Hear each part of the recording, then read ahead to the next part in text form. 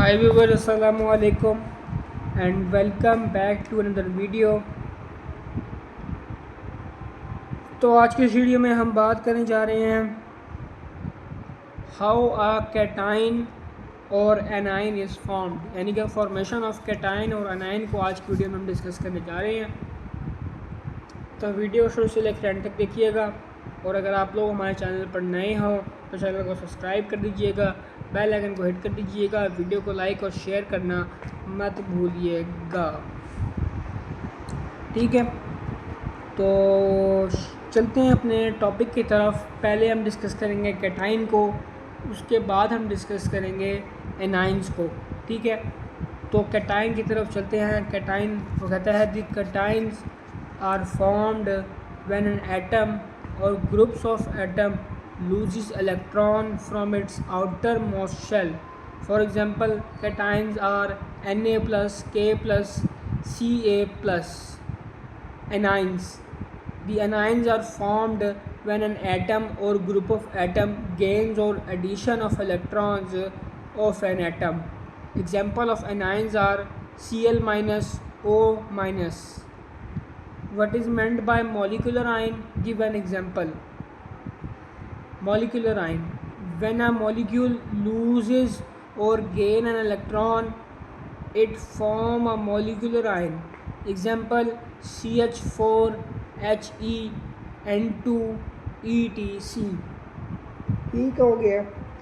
अब next question है हमारे पास, एक लॉन्ग क्वेश्चन है, समझ लें आप। ठीक है, इसके अंदर हमने आप लोगों को बताना है difference between molecule and molecular ion. Molecule और मॉलिक्यूलर आयन के बीच का डिफरेंस को हमने डिस्कस करना है। ठीक है, तो पहले हम डिस्कस करेंगे मॉलिक्यूल को। इसके भी यहाँ पर चार पॉइंट्स दिए गए हैं।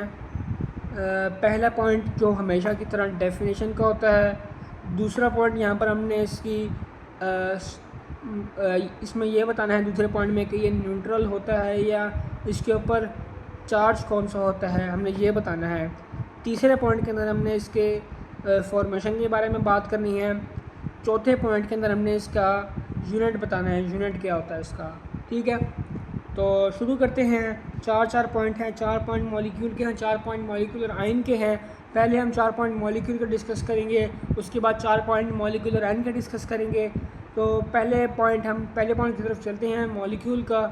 पहला पॉइंट यहाँ पर जो डेफिनेशन का है, मॉलिक्यूल की डेफिनेशन को डिस्कस करेंगे पहले पॉइंट के अंदर। तो चलते हैं पहले पॉइंट की तरफ। It is the smallest particle of a compound which can exist independently and shows all the properties of that compound. उसके बाद वो कहता है दूसरे पॉइंट की तरफ चलते हैं। दूसरा पॉइंट है हमारे पास इसकी चार्ज के ऊपर के इसके ऊपर कौन सा चार्ज होता है। तो यहाँ पर वो कहता है इट इज़ ऑलवेज न्यूट्रल, यानी कि इसके ऊपर कोई भी चार्ज नहीं होता, ना पॉजिटिव चार्ज होता है ना नेगेटिव चार्ज होता है, ये हमेशा न्यूट्रल रहता है। ठीक है, तो तीसरे पॉइंट की तरफ चलते हैं। तीसरा पॉइंट है हमारे पास, वो कहता है it is formed by the combination of atoms. ये एटम की कॉम्बिनेशन के बाद जो है वो ये फॉर्म करता है। ठीक है, उसके बाद चौथा पॉइंट है यहाँ पर यूनिट का। इसका यूनिट हमने बताना है कि इसका यूनिट कौन सा होता है। तो वो कहता है it is a stable unit, यानी कि इसका यूनिट जो है वो हमेशा स्टेबल रहता है। ठीक है, ना ज़्यादा रिएक्टिव रहता है ना ही कम रिएक्टिव रहता है, तो हमेशा स्टेबल रहता है इसका यूनिट। उसके बाद हम बात करेंगे मॉलिक्यूलर आयन की। पहले पॉइंट के अंदर डेफिनेशन डिस्कस करेंगे हमेशा की तरह। तो मॉलिक्यूलर आयन की डेफिनेशन है वो होती है कि it is formed by gain or lose of electron by a molecule. ठीक है, gain or lose of electrons by molecule. ठीक है, दूसरे पॉइंट के अंदर हमने इसके चार्ज के बारे में बात करनी है। तो इट कैन हैव नेगेटिव और पॉजिटिव चार्ज ऑन इट, यानी कि वो कहता है कंफर्म नहीं है कि इसके ऊपर नेगेटिव चार्ज होता है कि पॉजिटिव चार्ज होता है। बहरहाल इसके ऊपर आप चार्ज दे सकते हैं, अपनी मर्ज़ी से भी दे सकते हैं उसके ऊपर चार्ज आप, ठीक है। पॉजिटिव देना है पॉजिटिव दे दो, नेगेटिव देना है नेगेटिव दे दो, आपकी मर्ज़ी, ठीक है। उसके बाद तीसरा पॉइंट है हमारे पास इसकी फॉर्मेशन के ऊपर। वो कहता है it is formed by the ionisation of molecule, जो उसकी जो फॉर्मेशन होती है वो आयनाइजेशन ऑफ मॉलिक्यूल की मदद से होती है, ठीक है। उसके बाद हम यहाँ पर बात करेंगे चौथे पॉइंट की।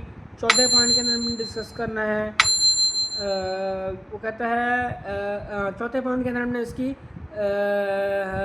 यूनिट के बारे में डिस्कस करना है। हाँ, यूनिट कौन सा होता है इसका। वो कहता है it is a reactive species, यानी कि इसका यूनिट जो होता है वो रिएक्टिव होता है, कम रिएक्टिव नहीं होता, यानी कि इसका यूनिट जो होता है वो ये जो है वो रिएक्ट करता रहता है, रिएक्शन से रुकता नहीं है, ठीक हो गया। उसके बाद हम चलते हैं यहाँ पर नीचे, यानी कि नेक्स्ट क्वेश्चन की तरफ। नेक्स्ट क्वेश्चन में हमने उसने यहाँ पर कहा है write two difference between ion and atom. Ion और एटम के दो डिफरेंस के बारे में हमने यहाँ पर उसको बताना है, आयन के बारे में और एटम के बारे में। तो पहले बात करते हैं एटम की, उसके बाद बात करेंगे आयन की।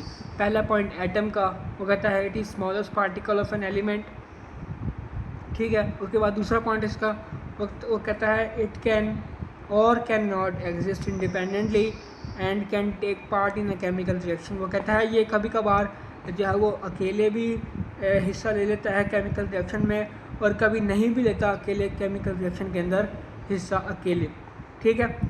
उसके बाद तीसरा पॉइंट है वो कहता है इट इज़ इलेक्ट्रिकली न्यूट्रल, यानी कि न्यूट्रल होता है ये, ना पॉजिटिव होता है ना नेगेटिव होता है, ठीक है। उसके बाद हम बात करते हैं आयन की। आयन का पहला पॉइंट, ठीक है। पहले पॉइंट के अंदर हमने इसकी डेफिनेशन ही बतानी होती है, जैसे कि आप लोगों को मैंने बताया हुआ है कि पहला पॉइंट हमेशा डेफिनेशन का होता है, ठीक है। तो इसी तरह आयन के पहले पॉइंट में भी उसकी डेफिनेशन बताएंगे हम, जो कि है it is smallest unit of an ionic compound. दूसरा इसका जो है वो पॉइंट है कि it can not exist independently and is surrounded by oppositely charged ions, ठीक है। तीसरा पॉइंट इसका ये है it has a net charge either positive और नेगेटिव ऑन इट, यानी कि इसके ऊपर नेट चार्ज होता है। नेट चार्ज यानी कि पॉजिटिव भी हो सकता है, नेगेटिव चार्ज भी हो सकता है इसके ऊपर, ठीक है। उसको हम नेट चार्ज कहते हैं, तो उसके ऊपर नेट चार्ज होता है, ठीक है। तो वीडियो को यहीं पर एंड करते हैं। उम्मीद करता हूँ आपको हमारी आज की वीडियो पसंद आई होगी। Thanks for watching. अल्लाह हाफिज़।